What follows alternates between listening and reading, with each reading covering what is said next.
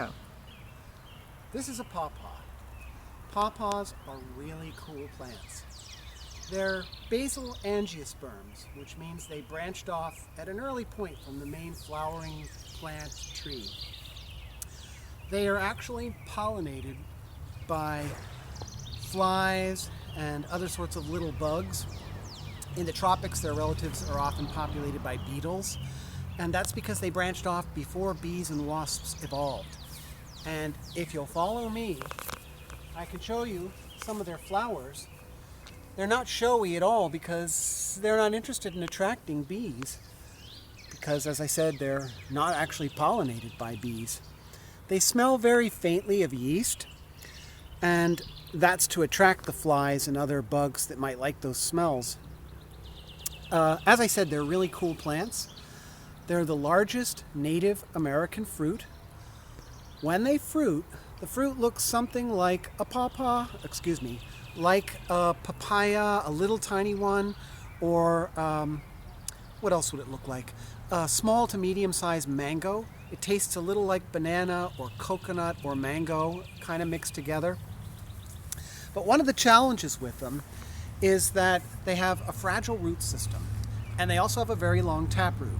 So if you buy them in a store, you're going to get them in a pot, and the taproot will either have been severed or it will be stunted.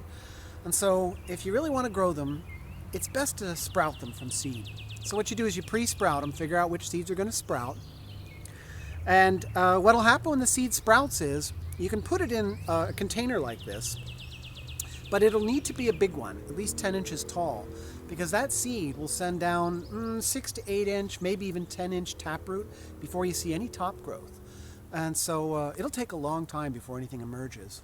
What I've done here, and what I really want to show you, is a method for getting them sprouted and growing and then planted out without a whole lot of root damage.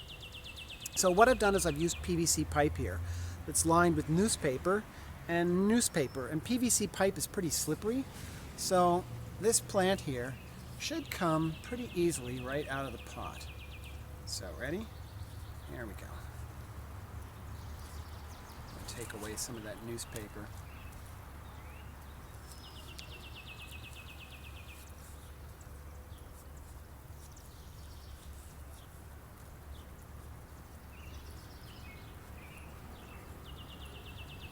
Pardon me for a moment here. Just want to loosen it up very slightly.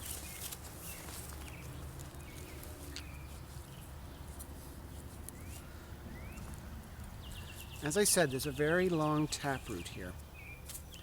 And the PVC pipe is generally quite slippery.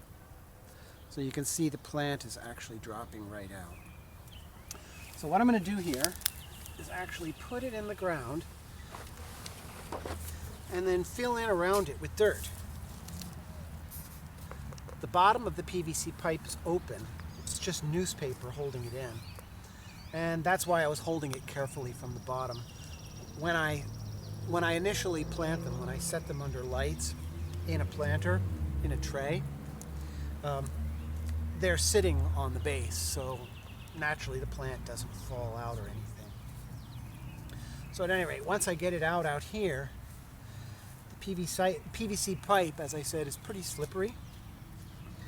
And so I should, with just a little bit of nudging here from a stick, which is actually the stalk of last year's cup plants, be able to nudge this plant out without really having to cut a pot or anything like that. So, see what I've done here? It's actually planted a little deeper than I'd like, but that's okay. This is perfectly fine. We can actually have a little well there, and that'll let the water seep into it. I don't want to plant it any deeper than it was in the pot. But there you have it. A nice little pawpaw, minimal root damage, looking great, ready to go.